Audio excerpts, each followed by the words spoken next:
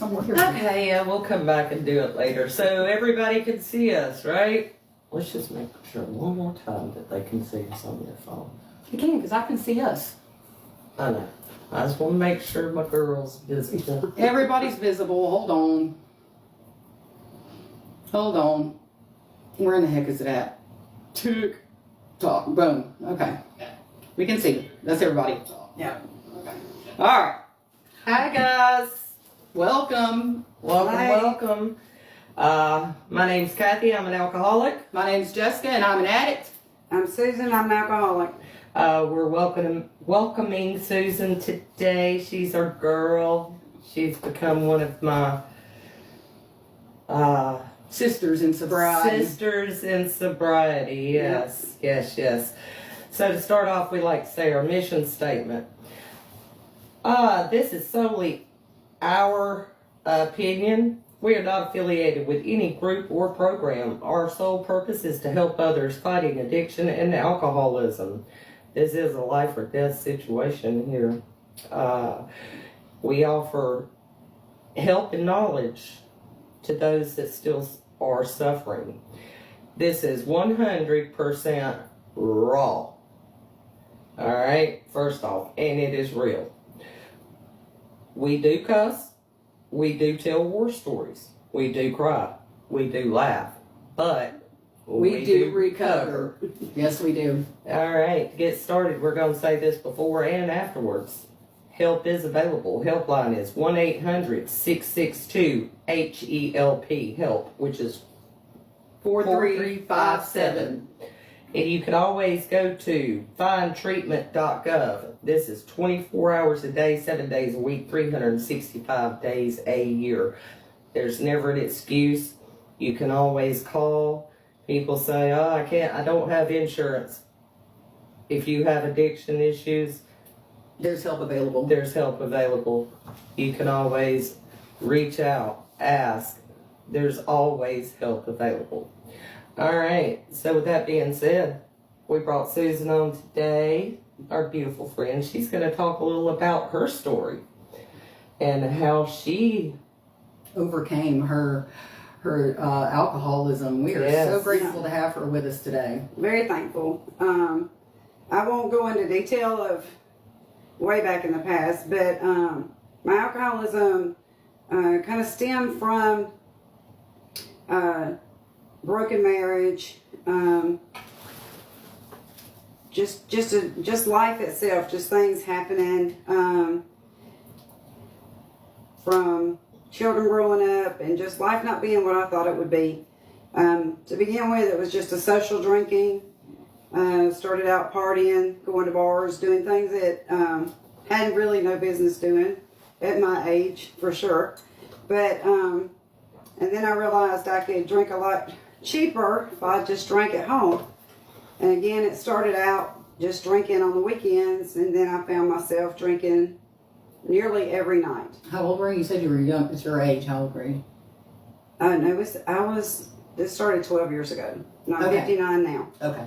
So, Later in life. and later in life, yes, later in life. Now, I was a partier when I was younger, and then I didn't drink for 18 plus years or anything, raising my family and doing. But, you know, life just, like I said, life just happened. as we like to say, life be lifing. Life be life. So just to numb the pain, deal with depression, anxiety, alcoholism. You know, if I drank, I didn't think about it. If I drank, I wasn't depressed over it till the next day. Yeah, a and lot of us then use that to numb our feelings numbing. and our to leave reality and just not deal with it at the moment. right, But like you just said, the next day you wake up and it would be worse because then you had the guilt and you had all that stuff on top, right? right. And then I was controlling it pretty good at home because I lived by myself. Nobody was there. But then I'd get to where I'd go visit my kids, and I would drink in the bathroom or run to my car and take a shot. Thought we were being sneaky. Just being sneaky, thinking they didn't know, and of course they knew.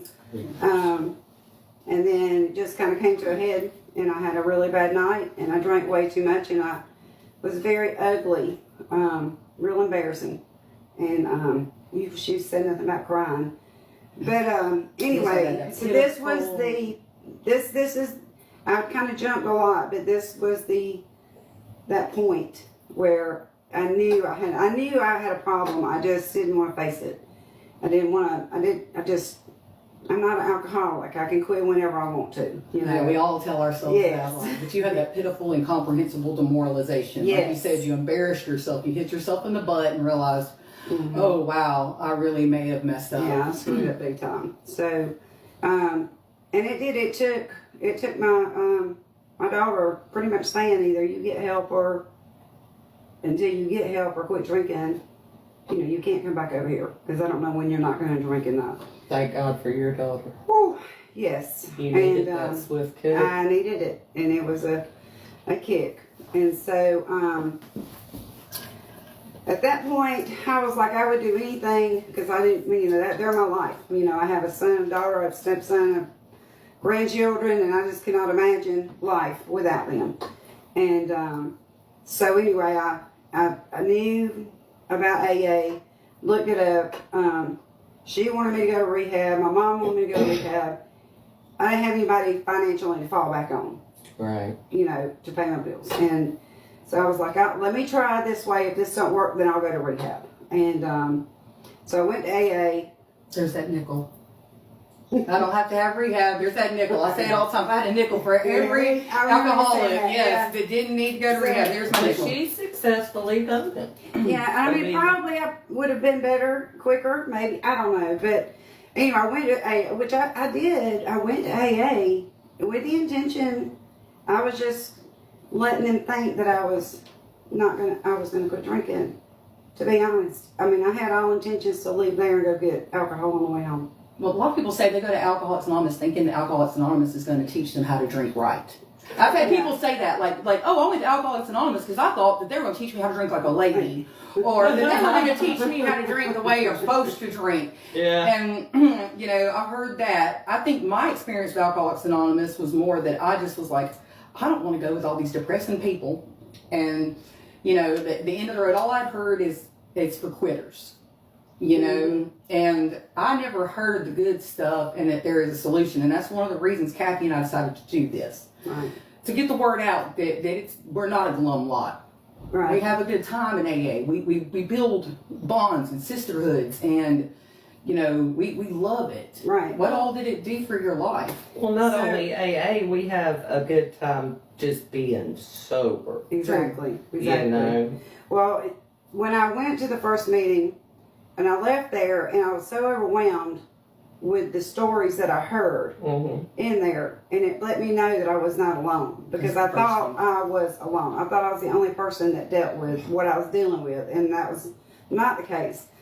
And so as I'm driving home, I'm just, you know, reminiscing over what I had heard, and before I realized it, I had passed the liquor store, and I never stopped, and stopped at the liquor store, and I haven't stopped at the liquor store since. Praise God. And so I just kept, I said, I'm going to go again tonight.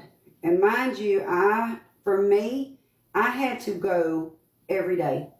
Because every day was a battle not to go to the liquor store. That's right. Every day. So if I knew if I went to the meeting, I wouldn't go to the liquor store. And I took advice of, you know, be quiet and listen. There you go. And that's what I did. Take the cotton out I of did your talk mouth because I and- like to talk, but I listened. And then I waited 4 months before I got a sponsor, which I regret, because I thought I could do it on my So own. what's that? Tell everybody, get a sponsor. Get a sponsor. I thought I could do it on my own. I went and I had all the books, I had all the literature, but I'm a procrastinator as well. So I'd read a little bit and I would be like, that didn't apply to me. I Yeah. will move on Yeah. to the next, you know. Well, you know, I ended up getting a sponsor 4 months in. She made me start all over again. Of course. Awesome sponsor. And my world has just been just completely changed ever since then. You know, Gosh. working my steps and following her direction, and first and foremost, my higher power's direction. Right there. That's right. That's the biggest thing is that because even after even in that first week, I was just like, because I was detoxing at home, without medication, without anything. I mean, it was rough, And full disclaimer that's Not a good sometimes idea. Not a good idea Right. without medical advice. Praise God. Yours went well, but I have heard horror stories. Yeah, Just don't saying. don't ever try to detox from drugs and alcohol at home alone. Mm-hmm. Ever. That's just not a good I idea. mean, it is possible. Look, but there, whenever you're withdrawing and you're detoxing, you can have major seizures. Yes.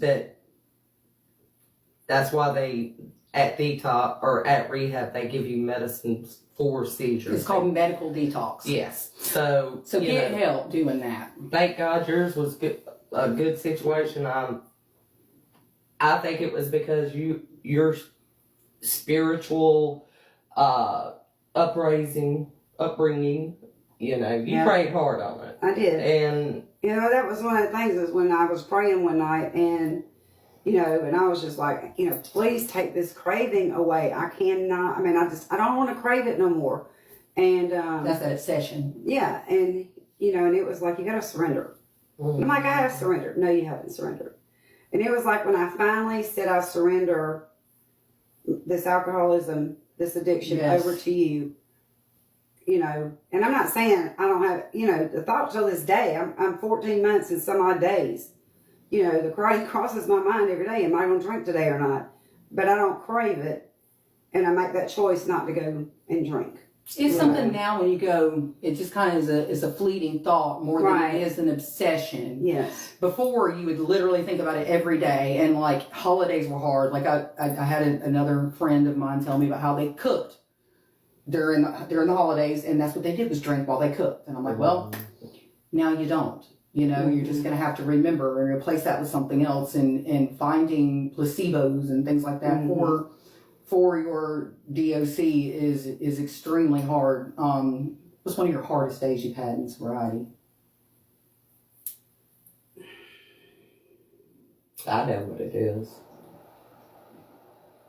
What? Whenever you lost that job. Oh, yeah, that's right. That was whenever. Yep. So I had, mind you now, in my younger days, I lost one job from laying out of work, from partying. And back when I was 19, 20 years old. Not lost a job since? Never lost a job since. Okay. And then I lost a really good job I had. This is before I went started my journey, due to poor performance. I've never Was even it gotten linked to alcoholism, you think? Oh, yeah. Okay. Yeah. I didn't drink. At that point, I wasn't drinking in the mornings. But I would go into work. I was so hungover. I didn't, and I've always got great performance ratings. I always did really good on my job. So I was in between jobs. This first, from the time I walked into AA and started my recovery. And then I got a job working from home. And it was pretty good. Didn't pay well, but it was a job. And But you wasn't that far sober. No, I wasn't. Right. I wasn't. And literally that day, had I not called my sponsor, I don't know that I wouldn't have drank that day. Because I was working from home and just out of the blue, this ain't working. We don't need you anymore. I remember And that. so I met my sponsor earlier before the meeting and talked to her, and I didn't even want to stay for the meeting. I was still so upset. And she Right. was like, no, you're going in the meeting and you're going to tell about this. I'm like, no, I'm Telling not. on your disease is helpful. And that's what I did. And the support, the meeting just stopped. Mm-hmm. Oh, bless it. And the support that came from that day, I know, helped me not go over that edge and do what I would that have day did. very well. Yeah, it was a hard day. It was a very And hard I day. felt your pain because You've Kathy's been been there. through that. I've been through that. I've lost But yours, But see, I was mad because I was sober when he got lost Right. that job. And I'm like, okay, I'm doing everything I'm supposed to do. what the hell? Why, yeah, exactly. Well, one of the biggest things that everybody's got to understand too is life is going to happen regardless if we drink or we don't. Mhm. Okay, so bad things still happen, and Yes. we've got to learn how to cope with these bad things and to overcome them without going back to drinking or drugging. Mhm. Kathy, y'all, what's some of y'all's like coping mechanisms to keep you like level when you are thinking about drinking? Mine is prayer. Prayer. I immediately start praying. Prayer, meditation. Mm-hmm. Believe it or not, still to this day, I'll swear by it. Joe and Charlie. The Joe and Charlie tapes. Look, I have talked about Joe and Charlie, and people's like, what the hell are you talking about? Look, if you want to know, go to Everything AA app, go to Joe and Charlie tapes, and freaking listen. Then you'll know what I'm talking about. But it's just two old guys, like we said last week. That's been my coping mechanism. And another thing, a lot of times it's work for me. I will concentrate and go work a lot, and that helps me get out of my mind because I have to concentrate. And I actually like to work, so that does help. Going to meetings helps. Yes. Doing things like this helps me. Service Yes. work, Yes. Yes. service work. Getting out of yourself and working with a sponsee and prayer for me too. Reading for me. Playing with my kids. All of these are great coping mechanisms because when you're early sobriety, you don't even know what normal feelings are because we numbed them. Right. So you don't even sometimes even know how to identify how you feel. Mm-hmm. So, what did you feel like when you first got sober? What were some of the things you experienced that you had not really recognized before? Well, just trying to figure out how to handle my emotions. Mm-hmm. How to handle disappointments, how to handle even being happy, or how to, because even when I was happy when I drank, I got to say I'm happy, I'm celebrating, so I'm gonna have a drink. I drank for any reason. Me too. Mm-hmm. So, even to that, but mostly for, my anxiety or depression, learning how do I cope with this? Or like losing my temper when I was really, or poor pitiful me, oh, the world's against me, Mine's my temper, attitude, Mm-hmm. and while I work in the steps, it's teaching me how to live and how to respond and react to things. Whereas before, I would just blow up. And whereas now I stop and think about the whole situation prior to that. Does that answer your question? No, absolutely. Yeah. Well, and they call it playing the tape back. Yeah. It's the resentment button in your head. Pause button and paying attention before you act. Us as alcoholics and addicts, we like to just act before we think. We're impulsive. Mm-hmm. So that pause button is very important for us before we go do something stupid or say something stupid. I know my mouth was a big thing that got me in trouble in early recovery because I didn't know how to control it. Right. And just be quiet.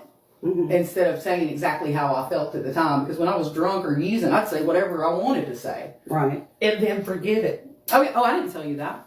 Yes, you did. My favorite thing was somebody call me the next day and be like, let me tell you what you know, I don't want to hear it. Yeah. I didn't want to know.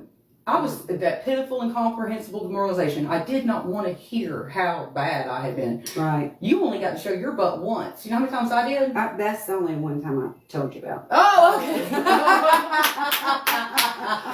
Okay, but the important one, right? The one that got me sober. Yeah, the one that got you sober. But now I do want to just chime in on that because I did go because I wanted to not lose my family. Of course. But then once I realized what it was about, I had to become selfish with it.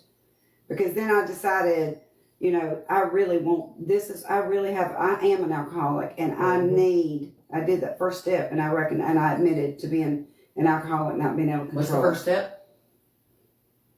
Don't put me on the spot. We came that our lives are unmanageable, and that we have a problem with alcoholism, and our lives have become unmanageable. Right. And step 2 is Came to believe in power greater than ourselves. Yes. Kathy, you want to read it to us? yet. First step's what? We admitted that we are powerless over alcohol and that our lives have become unmanageable. That's that first step when we have to admit we really are messed up and that we've messed things up and we're continuing to mess things up and We need blow help. shit up. Right. We blow shit up and we need help. But that is when, you know, and I had to, and I was very fortunate. I know there's a lot of people who don't have support from their family, and I was very fortunate. You know, I've had 100% all around, you know, support from my family. And, you know, and that's what before, they couldn't call on me because I was drunk. Right. But then I had to go, you can't call me between 7 and 8 because I'm going to be in a meeting. Okay. After 8 o'clock, you can call me. Right. Because I had to have it. Because I had to turn it around.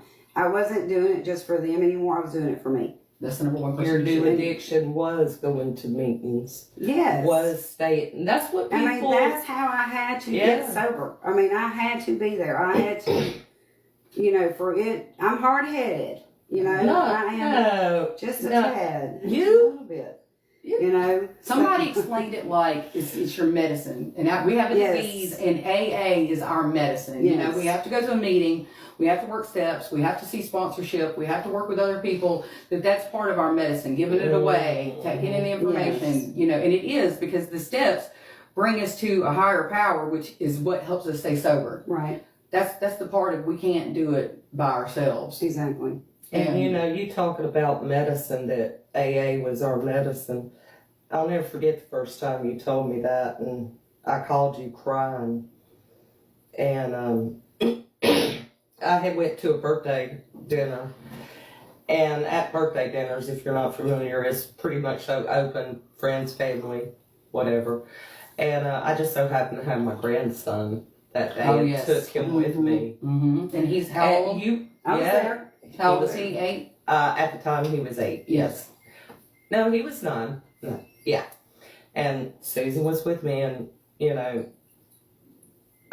he asked me where we were going, and I said, we're going to a birthday dinner. And of course, I should have explained it a little more. And then I said, we're just going to a dinner. And during these dinners, a guest speaker will stand up and tell their story, and this person did. And my grandson looked at me and said, Gigi, they're an alcoholic. And I said, well, Gigi is too. And it like broke his heart. Like, he looked at me with tears in his eyes, and I called Jessica. I was like, oh my God, my grandson, he just looked at me like, because I'm his best friend and he's my best friend. Yeah. You know, and he just looked at me like, he was lost. He didn't understand. He was just kept looking down and looking back up. And Jessica told me, hey, you explained to your grandson, that's your medicine, that you have to do this. And that was the first time. And it reminded me whenever you said that. Meetings, readings, whatever we do, that's our medicine to keep us from going back out. And the look on his face was, you know what? I never want him to remember the old Gigi. And whenever I say it, it was like someone took the cape off me. The look in his face, it was like I went from Wonder Woman to, because he don't understand. You know, I'm sure he's heard about it and stuff like that, and he didn't understand. Well, people paint alcoholics in such a bad light. And people forget that we're not bad people trying to get good. We're sick people who are trying to get well. Right. We have a disease. We're not criminals on purpose. Some of us are alcoholics and never even been a criminal. Right. You know, we're just sick people, you know, and it's just what it is. And knowledge is everything. And explaining stuff to people. My grandmother used to talk so bad. We live in a small town around here, and, you know, there's a lot of addicts and alcoholics walking the streets, and she always had a lot of really bad stuff to say. Well, that addict over there, and I see that guy, I bet he's an alcoholic, and da-da-da-da-da, not really knowing anything about the person. And when she found out that I had a problem with drugs, suddenly her opinion of these people kind of changed. Mm-hmm. And she quit talking so badly about them. And, you know, all it is knowledge. Mhm. Making somebody understand. None of us get up in the morning and say, you know what, I want to be one of those people who sits on the side of the street with a paper bag with no money. Right. None of us do that. None of us say, I want to be under a bridge with a needle the rest of my life. And none of us wake up and say, I want to be an alcoholic today. Nope. It's something that happens. Mhm. And it happens without us even realizing it. It grabs a hold of you in the middle of the night. You don't even know it happened. It chokes you out. You don't even realize it's happened before it's almost too late. And some of us are even in denial. I'm an alcoholic? What are you talking about? I can control this. Yeah. I don't need rehab. I'm fine, you know. And I believe that some of us truly believe that. I did. Absolutely. Absolutely. I mean, you know, to say that I was in denial, I know. I mean, which in a couple of weeks, I am going to do my story. Jessica's going to do her story. And so I'm not going to go into too much details because I don't want to be repeating myself. But I did not think I was an alcoholic. And whenever I went to rehab, I was like, oh, y'all are not. No, I was, come to find out, I was a garden variety alcoholic. I thought I was special. I didn't think there was nobody in the world that drank like I did until You met other people. I met other people. Mhm. And, you know, then I was like, holy shit, there are people like me. And that's the way I am whenever I go into my meetings. There's other people just like me. And what I find amazing is in meetings, and this can be in any kind of meeting. It doesn't have to necessarily be AA. It could be any kind of meeting. And what you find is, I mean, you know, we picture in our mind, just like you said, people under a bridge or sitting on the side of the road with a sign needing money so they can go get something to drink or whatever they're going to do with it. You have people who are doctors, lawyers. You have people Professional people. Mm-hmm. You have people from, you know, all races, all Actors. anything. Basketball players. You know, all everybody. in one room, and we all have one common denominator. And that is we have an allergy to alcohol, and we are alcohol in drugs, and you know that is our demon. What does it say You know? in the book that we are a lot of people who normally would not mix? Right. And to give it a perspective, as in Joe and Charlie says, it's just like whenever the Titanic was about to go down. You think anybody gave a shit if it was third class or what was it called back then? First class and The real rich people versus the people who work there and stuff. Yeah. Do you think they were sitting there saying, "Hey, you know, let me see your financial report"? No, they had one thing in common. They were all about to get their asses frozen and die. Right. I don't know necessarily you and I would have ever met else unless we had something in common. And I can carry on conversations with both of y'all. Mm-hmm. And, you know, we have a bond that other people don't understand. I can sit here and tell you, oh, God says, and I remember back when blah, blah, blah, I woke up, this, that, and other, and you could say, bitch, I've done the same shit, you know? And any normal person sitting there going, huh, you did what? Right. And I mean, and you can have this conversation with an old person, a young person, a black person, a white person, a short person, a tall person. Yeah. We do not mix. We are all different. And we all have one thing in common, and that makes us all love each other, and all of us support each other, and all of us are there for each other. And we respect each other. We respect each other, yes. Yeah. And it's huge, and it takes a group of women and a group of people to have a system of recovery. Without each other, we have nothing. Mm-hmm. And like We're just you said, lonely, we're dry lonely drunk people. We're lonely drunks, you know? Well, we're dry. Dry. Right. And To be a dry drunk Is miserable. is And miserable. to enlighten some of you, a dry drunk is someone who doesn't work a program of some sort, whether it be, AA or Celebrate Recovery or something within your church or something that's bettering yourself. We say we're down for anybody's view of how you work your program, and we are open to hear about all of them because what works is obviously working for you, so we want to share it with other people as well. Susan, what else do you want to tell about what happened in your recovery? What's happened since my recovery? No, in your recovery, what all, like the promises. There's something in A of the promises, like there's 9 of them, and the 9th step promises, and there's a bunch of them about how wonderful life gets. You want to read them? The promises. You got them in there? We do. Somewhere. Go ahead. Go ahead and tell them about the promises. What all's happened in your life that's come true? I do it off my phone, so. It's funny in the book. Well, just life itself, being able to make better decisions financially, to make better decisions on, just in general. Great job. Yes, I've got a great job. Great insurance now. Great insurance now. It's just funny how one day I was at the lowest of the lowest that I thought I could go, and Was that whenever you lost? that was when I lost the first job. The other,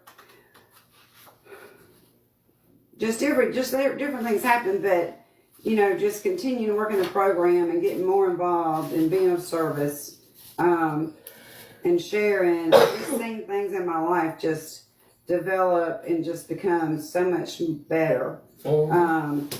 Through working the program. Sometimes quickly, Sometimes slowly. They will Always materialize. Materialize. And you talked about. I remember you losing your job and you coming there and you were just, guys, I lost my job. Pray for me, and I felt it because some of y'all may know, but I lost a job. June, and it was, hey guys, we're closing the business, and this was on a Zoom meeting on a Friday. We usually had a team meeting every Friday, and it was, hey guys, we're closing. Y'all get 2 weeks severance pay. Peace. And everybody was like, oh my God, Kathy, what are you gonna do? And I was sitting there smiling. People would say, why are you smiling? I said, because my ass didn't get fired for being freaking drunk. I got fired because the place shut down. And then I was still, I said, God's going to put something in my path. And he did. And he actually put 2 things in my path. And I couldn't be happier. I felt Susan's pain so much that day, and I just wanted to go up to her and hug her. Actually, yours happened first. Yeah, it did. And then mine happened just a few weeks later because I was trying to get you a job. Yeah. At my company. Yes. And I was like, yeah, we're hiring, we're a new company, we're hiring. And I think that's the first time we ever actually talked. Yes. Came up to Let's me see after that the- you Yes. didn't get her in there, because then y'all both would have been Well, hurting. she wasn't working, so. Right. Yeah. I mean, that night that you opened up and said I lost my job, that's really the night that we started. Actually talking. Yeah, and I was like, I'll try to get you a job. And you actually sent, I remember now, you sent your resume in and stuff. And it was, it wasn't probably 3 weeks later. Yeah. And I was in the same situation, but I by far was not sad or mopey. I was like, I'm happy. Shit. I lost the job because they closed. They closed. It wasn't my fault. Winning. Woo! Well, these are the promises. If we are painstaking about this phase of our development, we'll be amazed where we are halfway through. We're going to know a new freedom and a new happiness. We will not regret the past nor wish to shut the door on it. That's what we're doing today. We will comprehend the word serenity and we will know peace. No matter how far down the scale we have gone, we will see how our experience can benefit others. That feeling of uselessness and self-pity will disappear. We will lose interest in selfish things and gain interest in our fellows. Self-seeking will slip away. Our whole attitude and outlook on life will change. Fear of people and economic insecurity will leave us. We will intuitively know how to handle situations which used to baffle us. We will suddenly realize that God is doing for us what we could not do for ourselves. Yes. Are these extravagant promises? We think not. They're being fulfilled among us, sometimes quickly, sometimes slowly. They will always materialize if we work for them. Mm-hmm. And that's the thing, you know, that's the biggest thing about what we do. This is not something we get easy. No. We have to work for it, don't we? Yes. It's free. It's absolutely free, but you got to work for it. Right. Good God Almighty, you have to, but the rewards, it's so good. Mhm. I have, It's awesome. I mean, like, my relationship with my kids and my grandkids are better than I could ever imagine. that's so good. You know, which we've always had a great relationship. You know, it was just strained. It was strained during that time. And Do you feel it's better now too? oh my gosh. Yeah. Oh yeah. Oh yeah.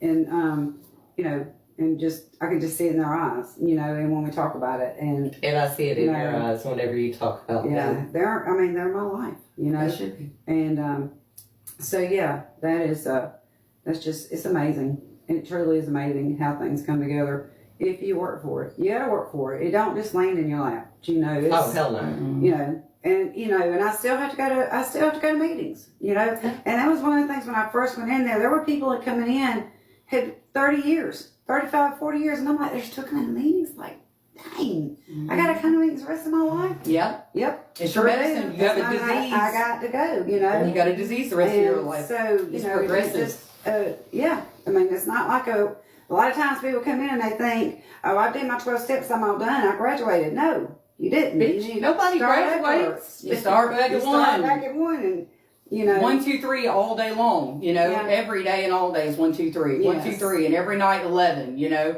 you gotta work these steps in order for these things to manifest. And when they do, and that 12th step, upon having a spiritual awakening, Mhm. that is my favorite part of the program. The spiritual awakening is the reward of doing this work. And for everyone, it's different. Everyone has a different type, and some people say it's educational. Mhm. Some people say it's this, it's that. But for me, it just changed my entire view on life itself. It made me see what was really important and what wasn't. Someone shared in a meeting, it was like they had been wearing the wrong kind of glasses their whole life. Yep. And then put on the ones that were made for them and suddenly saw everything clearly. Mhm. And I was thinking about that. Earlier. And I think it was because I've never seen you. Well, my glasses. Yeah. And I I left was, them in the car. well, we don't need them. We can't. I'm not reading anything, so I'm good. Well, we can see each other. So that's why I haven't had mine on, because apparently maybe there's comments and stuff. I You know what? I'm not worried about those. What I'm worried about is making sure that everybody gets the same help that I got. Right. You know, and that this is available to anybody who wants it. You know, unfortunately, there are those who need it that don't get it, but those who want it, it's available. Right. And I wanted to mention too, you know, you talk about, I mean, I can sit here and talk about all roses and all this and how things are doing so great, you know, but there have been things in between. But, you know, I've lost lifelong friends through this process. Mhm. So that is one thing that if you make the decision that you want to better yourself and get help, you know, do be prepared for that, because not everybody's going to jump on the journey with you. That is And it's 100% okay facts. if they don't, you know, because, you know, and it was hard. I mean, I still am sad about it, but I can't change it. I can't change them. You know, all I can do is continue growing in myself. You And know, that's- and that's- Pray for them. And that's Pray what for you say. them. Pray, and I pray constantly, you know, for them. And but you know, that is something that, you know, it can happen. You know, and 9 times out of 10 it will happen, because there's some people that is not going to accept your new lifestyle. Well, they're not accepting Yeah. new you at all. You know, Yeah. there's people out there that they don't think they do, but they want the person they can manipulate because we're drunk. Right. They want the person that they can that they can do this and do that. You know, we're victims as well sometimes. I'm not Yeah. saying every time, Right. but there are times when we've been manipulated or gaslit or things like that, and then when we get sober and start to see these things, we Mhm. realize that we weren't necessarily the perpetrator all the time too. Right. You know, Mhm. I had a first marriage that didn't make it, you know, past 6 months of sobriety for any other reason than, you know, I was just a different person. And really, I believe he was too, you know. I was a wild and crazy kid, and I was out doing really bad things, and this person enjoyed the fact that I was interesting and fun and something different to him. But then when I got sober, we both just sat there. We didn't really have anything to do. I love him dearly, and I still do to this day. But that's why I have a rule. No changing relationships within the first year you're getting sober, because you become a new you. Yes. New everything. You know, like I said, it's like your whole life changes. And it's got to in order for you to live a new type of life. Mm-hmm. And there, like you said, there are going to be people out there that don't want that person. They don't need that person. My mother, God rest her soul, I had a bad pill addiction at one point, and that's how she got me to do things. And one day she told me she wished that I was still an addict because she could get me to come do things for her. Wow. And she was sick too.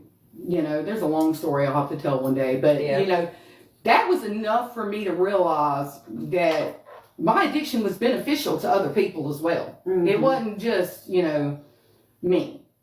And that's what that fearless and moral inventory is about, you know, seeing your whole life. That's step 4, you know, and you can sit back and really see things, but you're right. You lose people. You know, I had to cut my mother out of my life. Lost a bunch of friends. But today I wouldn't change them for what I've earned in this journey. Yeah. I wouldn't give it back. I mean, as much as I love those people, I love my new life. I love my relationship with the God of my understanding. Mm-hmm. I love my girls that I get to see every day. I love you ladies that I get to spend time with. You know, without my changing life and my changing lifestyle, I'd probably be dead. Let's just be honest. I know I would be. We'd be dead. And so, you know, some people just aren't ready to accept that, and that's totally fine. And that's something that you had to teach me, because the husband, Mm-hmm. you know, whenever he left, I was in a bad spot. Yeah. And, you know, I was in a bad spot, let's just say that. And mentally, it was bad. But, and the whole 1 year and stuff like that, people's like, oh, I know you're dating another. No, I'm loving me. That's the whole goal the first You year. know, Learn I to love love me. yourself. Love I don't yourself. need validation from anybody else. I love me. I love the fact that I can do whatever the fudge I want to. You know, that's You don't have to ask any questions or respond to anybody. all I have to do is stay sober. And all the other stuff, as long as I work my steps, it all works out. Yeah. You know, and I've got great friends from it. I met my Susie, you know. I know you don't like being called that. That's No, I do. that's your TikTok name. It's my so. TikTok now. You know, and life is getting better. I'm still waiting.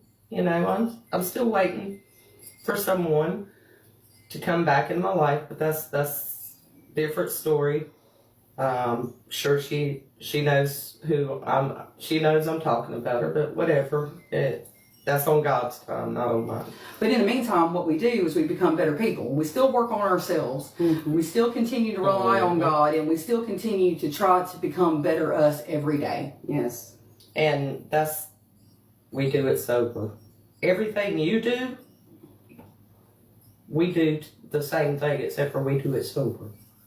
And where it used to be, I can't speak for either one of y'all, but waking up in the morning and, you know. Oh, I couldn't do anything without drugs. If I didn't have my drug of choice on my nightstand and a certain amount of them, I wasn't getting out of bed. I wouldn't brush my teeth. I wasn't taking care of my kids. I wasn't doing jack diddly squat. So please believe, if I didn't have what I needed to get through the day, life wasn't happening. So if I didn't have that, life would go on hold till I could get out and find it. Yeah, my whole life was finding the means of getting more of what I needed. That was literally my daily thing. I was just on a damn mission all day long trying to get more of what I needed. And then when I had what I needed it for tomorrow, and I needed it for the next day, and then I'd do this and I'd do that. And when I didn't have it, I was out trying to con somebody or some doctor or somebody into giving it to me.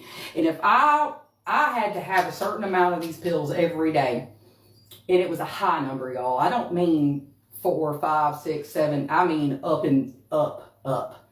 And I realized that if I was able to get that many pills a day for 365 days a year for 5 damn years, and I didn't go a day sober that I didn't choose to be, if I put that much effort into my everyday life, I would be unstoppable. Yep. And we are. Damn stoppable at anything I chose to do. Amen. They tell us to chase life and chase our recovery like we chased our stuff we use. Exactly. And believe me, I may have been an addict more than an alcoholic, but I watched that clock waiting on the dope man. Oh, God.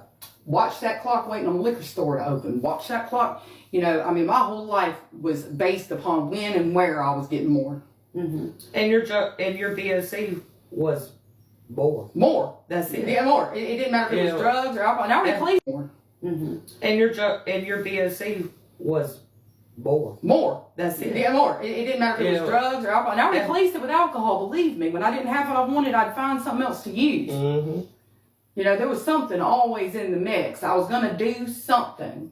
It didn't matter. I wanted to change how I felt. Right? That's what I was going to say. Anything to make the pain go away. Anything to not be Jessica. Anything to not be Jessica that day.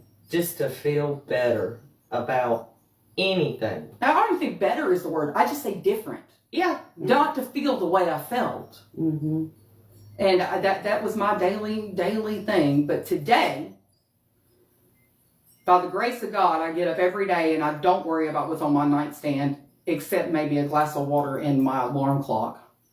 I get up every day and I take care of my kids. I get up every day and I show up to work, whether I feel like it or not. I have a little different, view of meetings than most. I still make some, but I just, we'll leave that for another day. But I do work a program every day, and I work with other ladies religiously. Yes, she does. So, with that being said, my life is not wonderful. I mean, not perfect. It is not a bowl of cherries. However, it is a lot more beautiful bouquet than it used to be. I used to be full of dead roses, and today my stuff's alive. Yeah, that's good. My garden is alive today. And I try to tend to it instead of other people's. I stay on my own side of the street, and that helps out too. I try to tend to my own garden and stay out of everybody else's business, and that helps. So, I had a big problem when I first really started getting bad on drugs. I would try to save everybody else, And I thought, oh my Lord, I'm going to run and help this one while I'm chowing pills, thinking that I'm going to help save somebody, and I couldn't even save myself. And the whole reason I did that was because I didn't want to look at me. So every time I turned around, I had another, what did I call them? Stray. Another stray that I would bring home and have to take care of. And I did that before I was ever an addict, living very young. A lot of people some of you watching may have lived in my home. I couldn't do anything by myself. Couldn't take a shower by myself. Couldn't go to the bathroom by myself. Couldn't go to sleep by myself. Couldn't do this by myself. I went on dates with other friends. I just didn't do anything alone. And that's a big thing for us alcoholics. We don't know how to be by ourselves. Right. And did you know how? No. That's what I tried. Yeah. I had to figure it out. Yeah, I had to learn. I lost who I was. I couldn't remember who I was. prior. God, yes, yes. I cannot remember who I was prior. So in this past year, I was nobody prior because I started at 12. you know, and This I past year, yeah. I mean, I've noticed the change. I could even really laugh. I couldn't. My daughter even made a comment like, "You laugh and make jokes now," whereas I was just serious. I mean, life was just terrible, horrible. It was that poor, pitiful me. Life, you know. Well, you know, they say that at the time you start using and drinking, that your mental capacity stops. They call it arrested development. And so what happens is you stop growing in your mind and in your thoughts when you start taking in drugs and alcohol. Mm. And it continues being stunted until you stop. And when you stop, that's when real growth starts to happen. So technically, and hey, I mean, it's just true. Yeah. I'm about 16 years old. I started drinking and partying at 12 in my parents' bars, you know? So my whole, like, attitude and outlook upon life was 12 years old till I was 40. Wow. So you speaking about you don't know who you were between now and then, girl, I've never known. I had to start my life completely over. I mean, learning how to do anything. And I had a sponsor who told me, if you used to brush your teeth with your left hand, do your right. Do it different than you've ever done it. And so I had to literally think, if Jessica was going to do this, maybe I should do that. And I had to reprogram my whole brain because since I was 12 years old, my life was about getting money, getting dope, and getting drunk, and getting high, and getting men, and getting what I wanted. I didn't know how to be a parent. I didn't know how to be a wife. I didn't know how to be a real friend. I thought I was a real friend. I thought I was the best person in the world taking all these damn strays in and taking care of them. Lord, help with the strays. I thought I was the best person in the world saving all these people, and really what I was doing was just avoiding taking care of me. Exactly. Mm. I took in some strays. You think? Yeah, I took in a few strays, and yeah, and it's exactly right. I didn't want to be alone. I had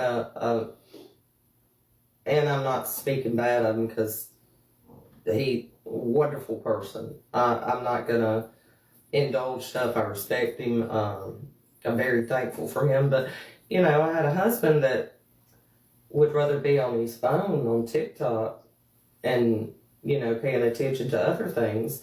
And that I worked from home, remote. I never got out. And I would go days at a time without having any kind of human to talk to, you know? And so I did. I invited, hey, come on. Just Anybody to be a place to go. yeah, just to Have somebody around. just to have someone to actually just Drink with, talk to. yeah. Yeah. I mean, It is what it is. I get it. I get we it. drank about it instead of you know. I mean, Most even of mine were even my afterwards. accomplices, you know, for Yeah. getting stuff done. When my husband was trying to watch me, I had them doing shit, you know, to get me more. Oh God, yeah. Oh man, it was awful. And I mean, I was so deceitful and so conniving, and just everything I did was so backwards. And today, you know, I didn't know any better. You know, like I said, I was 12 years old when I started learning all this. Mm-hmm. And I had a mother that taught me how to be that way. You know, use your body, use what you got, get what you want. You got it, want it, use it. And so that's what I did. Did I know I was doing wrong? I think I did, but did I really care? No. You were looking for mom's approval. Well, no, not really mom's approval. I was looking to get what the hell I wanted, which was more of what I needed, which was drugs, alcohol, and attention from men. Mm-hmm. Now that I'm sober and I've sat back and you know, done my fourth step and done my fifth step, I know that I was wrong and that my behavior was really, really out there and really, really, really awful. And so I do everything in my power now as a living amends to my husband, or my first husband, is not to do that to my husband now. and to myself. Mhm. I have to learn how to respect myself. You know, I used to dress like, you know, I was, A hooker. oh yeah, a hooker. A hooker. A hooker. And, you know, go everywhere. And I mean, I thought, oh, because I got it, I can, you know, and all this. And no, that's not a way to be, you know. And at the time, I had a good time with it. And I did it from 12 to my 40s. You know, today I want to be respectable. Today I don't want my kids to hear, oh, your mom is Jessica. Oh, well, this is what she did, or this is what my mama says about your mama, or you know, that's the last thing I want my kids to ever hear about me today. My older children know the mistakes I've made, and my older children don't lie to any of them. But I'm here today to say I hope to God my younger children never have to see it. Right. Mm-hmm. And it is a horrible thing. You know, the worst thing someone could say about anybody, whatever you think about me, the worst thing, you know, go ahead and think it. Because I've probably done it. And I've probably done it twice, maybe 10 times. Whatever the worst case scenario. You know, I had somebody recently that I pissed off. And he said, well, I'll do this, I'll do that. And I was like, okay. Do you think that's going to get me in trouble by telling somebody something? I said, because hell, I've already come out in the open with I'm a fucking raging ass loony alcoholic. Mm-hmm. Do you think that you can top that? I mean, what can you possibly say about me that I haven't already told the world? Openly admitted, yeah. You know, if you can top everything that I have told in various AA meetings, speaker meetings, online, Podcast, yeah. if you can top that, bring it on, bitches. I mean, I'm just saying, whatever you think the worst thing, yep, probably done it. You know, not gonna deny it, because the worst thing I ever did with my life is being an alcoholic, losing family, losing friends. You know, if you can top that shit, you know, and losing your health, losing your yeah, self-respect, losing everything. my health is shit. Self-respect, you know, self-esteem, losing marriages, losing money, losing friendships, you know, all of those things. You know, normal people lose things, but alcoholics, it's like 150 times worse. And we are at the bottom of the barrel when we finally decide to change our lives. Mm-hmm. You know, they call it rock bottom, and my rock bottom has trap doors and boiler rooms and basements. And Well, you know what? It also has trampolines. it does. Thank you, It does. I like that. my friend that told me that. I won't. Rock bottoms have trampolines. I like that. You know, it has trapdoors and trampolines. And whenever I heard that, it stuck with me because, you know what? I could have very easily had went through a trapdoor, but I found that trampoline. Praise God. You found that trampoline. You found that trampoline. In your story, I mean, just knowing the person that I first met, which you wouldn't 5 months ago, Yeah, that's about right. you know, to now, I mean, I've seen like total. You smile, you laugh, even though you get mad at me, I damn get you out of your comfort level. You still, you're I like, don't get mad at you. I know. But you're like, bitch, I I've don't only want to go known there. Susan since she's been in recovery, but I will tell you this: Susan is a delight to be around, and I look up to her, and she's got a lot of really. I think we lost. We lost. No, we're still here. She's got a lot of really good things to say, and I love her dearly, and I'm so glad she decided to come on today. I appreciate y'all We're inviting we're me. here at our 4 o'clock Yeah. point, and Oh, wow. That's yeah, already, yeah, wow. we've been at our 4 o'clock point, Yes. and is there anything that you ladies would like to say before we close with our serenity prayer? Let's go ahead and you The only finish. thing I'll just say is that, you know, this isn't about us. Mm-mm. You know, we want to reach other people, you know, and, You know, a lot of times, just like me, I didn't think I was an alcoholic, and I was, you know, I am an alcoholic. And it took hearing other people just like me sharing their story, and that's the whole point. You know, why I decided to take them up on coming in today. We're so grateful you you know, there is help. You know, and you know, if I can do it, you can do it. Yes. Kathy can do it. Jess can do it. You can do it. There's help out there, and I hope something we said today will spark something to help. If it's just one person today, that it would be a totally answered prayer for me. Amen. Amen. And don't think about the differences. Think about the things that we've said that you